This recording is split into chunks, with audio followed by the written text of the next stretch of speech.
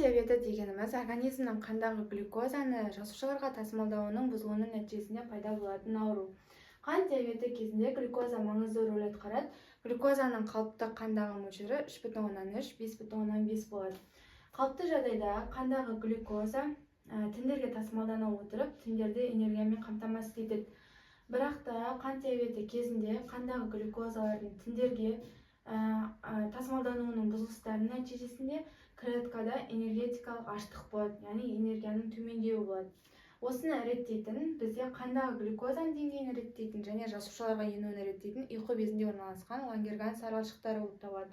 Осы Лангерганс аралшықтарында бізде альфа клетка орналасады және бета клетка орналасады. Альфа клетка бұл перифериясында орналасады және өздерінен гликогонды бөледі. Ал бета клеткалар центрда орналасады және өздерінен инсулинді бөледі. Гликогон мен инсулиннің қызметі бір-біріне қарама-қарсы. Яғни гликогон қанда глюкоза азаятын болса, осы глюкозаның деңгейін көтереді. Ал инсулин керісінше қанда глюкоза көбейіп кететін болса, глюкозаның деңгейін түсіреді.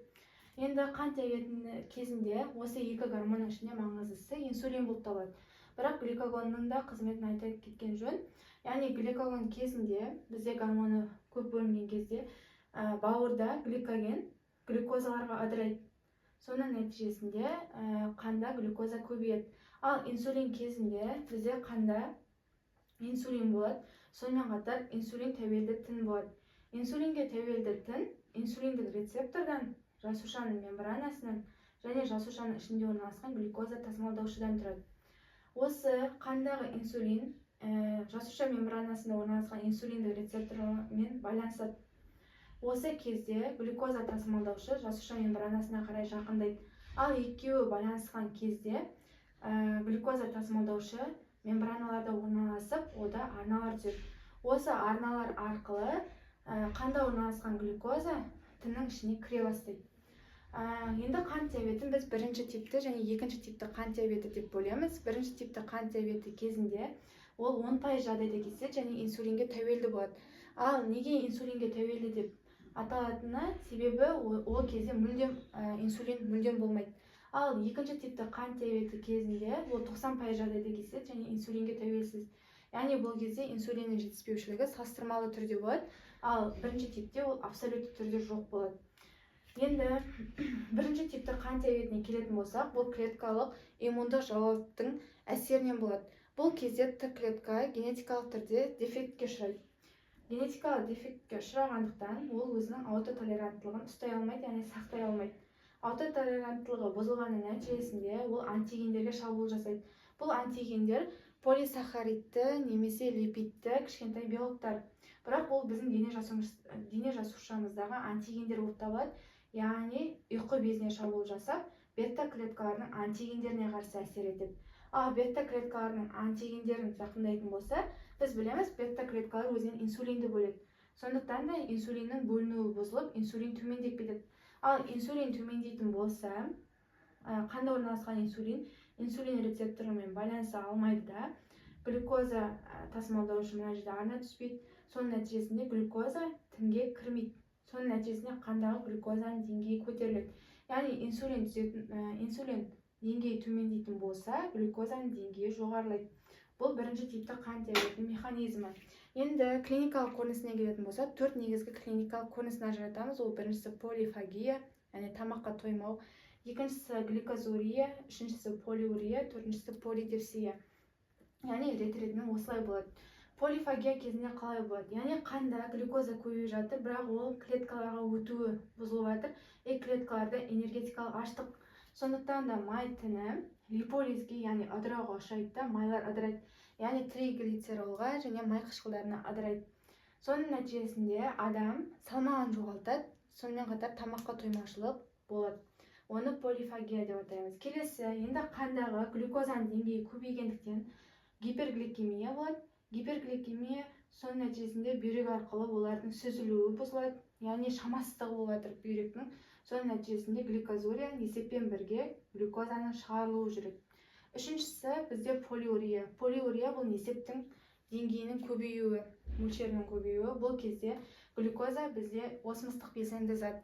Яғни осмостық белсенді зат дегеніміз ол өзімен бірге суды тартады. Соның нәтижесінде несеппен бірге тек қана глюкоза емес, суда шығады. Соның нәтижесінде полиурия, несептің көбеюі жүреді. Төртіншісі полидипсия. Яғни сулардың жасушалардан шығып, несеппен бірге кетуіне байланысты біздің ағзамызда сусыздану жүреді. Яғни бізде шөлдеу пайда болады, оны полидипсия деп атаймыз. Екінші типті қан диабетінде, бірінші типті қан диабетіндегідей абсолютті инсулин жетіспеушілігі болмайды. Бұл кезде инсулиннің жетіспеушілігі салыстырмалы түрде болады. Сонымен қатар инсулинге тәуелді тін болмайды. Яғни бұл кезде инсулинге қарсы тіндердің резистенттілігі қалыптасады, яғни төзімділігі қалыптасады. Яғни қанша мөлшерде инсулин келгенімен тіндер оны қабылдамайды. Енді екінші типті қан диабетінің механизміне келетін болсақ, оның үш түрін бөліп қарастырамыз: пререцепторлық, рецепторлық және пострецепторлық. Пререцепторлық дегеніміз инсулиннің қаннан шығар жолында, яғни инсулин рецепторға жетпеген кезінде инсулиназа ферментінің активтеніп кетуінен, инсулинге қарсы антиденелердің түзілуінің нәтижесінде жойылуын айтамыз. Келесі ол рецепторлық. Рецепторлық кезінде рецептордың инсулинге қарсы резистенттілігі қалыптасады, яғни қаннан инсулин шығып, онымен бірге инсулин рецептор байланыспайды. Үшіншісі ол пострецепторлық. Пострецепторлық кезінде ол глюкоза тасымалдаушысының инсулинге қарсы резистенттілігінің қалыптасуынан болады. Яғни инсулин қалыпты қаннан шығып, инсулин рецептормен байланысады, бірақ глюкоза тасымалдаушы мембранаға қарай жақындап, арналарды түзбейді. Соның нәтижесінде глюкоза тінге кірмейді де, глюкозаның қанда көбеюі жүреді. Осыған байланысты инсулин өзін жеткіліксізбін деп ойлайды. Өзіне амилин деп аталатын құрылымды қосып алады да гипертрофия мен гиперплазияға ұшырайды. Гипертрофия мен гиперплазия үздіксіз жүріп жатқандықтан кейіннен қажу болады. Қажудың нәтижесінде инсулиннің деңгейі төмендеп кетеді. Яғни екіншілік қан диабетінің механизмі осындай. Енді бірінші типті және екінші типті қан диабетін салыстыратын болсақ, бірінші типті қан диабеті 10% жағдайда кездессе, екінші типті қан диабеті 90% жағдайда кездеседі. Бірінші типті қан диабеті инсулинге тәуелді, ал екінші типті қан диабеті инсулинге тәуелсіз. Бірінші типті қан диабетінде көбінесе арық адамдар болады және асқыну кетоацидозбен асқынады. Ал екінші типті қан диабетінде адамдар гиперстеник болады, яғни толықтау болады, бірақ оның кетоацидозбен сирек түрде асқынады. Одан кейін бірінші типті қан диабетінде иммундық жауап, яғни Т клетка керек болатын болса, екінші типті қан диабетінде инсулинге қарсы резистенттіліктің болуы маңызды болып табылады. Диабеттік кетоацидоз дегеніміз бірінші типті қан диабетінің асқынуы. Бірінші типті қан диабетінде инсулин болмағандықтан, глюкозаның тіндерде энергиямен қамтамасыз етуі бұзылғандықтан, тіндерде энергетикалық аштық болады. Сондықтан майлардың ыдырауы жүреді, оны липолиз процесі, яғни май қышқылдары пайда болады. Май қышқылдары бауырға барып, кетонды денеге айналады. Кетонды дене бізде екі түрлі қышқылдан тұрады, ол сірке қышқылынан және бета-гидроксид май қышқылынан. Сөйтіп бізде қышқылдықты жоғарылатып жүреді. Оған компенсация ретінде кусмалы тынысы қосылады. Кусмалы тынысы қиын әрі терең тыныс болып табылады. Соның нәтижесінде қаннан СО2 шығарылады да бізде қышқылдық төмендейді. Бірақ бұл кезде май қышқылдарының көптеп өндірілуіне байланысты кетонды денеге айналуы көптеп болып жатқандықтан қанның қышқылдығы жоғары болады, ал ол иондық жүйеге әсер етеді. Мына суретке қарайтын болсақ, бізде қан орналасқан, қаннан кейін жасушадан тыс сұйықтық, содан кейін жасуша орналасқан. Осы жасушада H+ иондары және калий+ иондары орналасады. Осы калий+ иондарына қанның қышқылдығы әсер ете отырып, калий+ иондарын жасушадан тыс сұйықтыққа, одан кейін қанға қарай бағыттайды. Қанда калий+ иондарының көбеюіне байланысты гиперкалемия болады.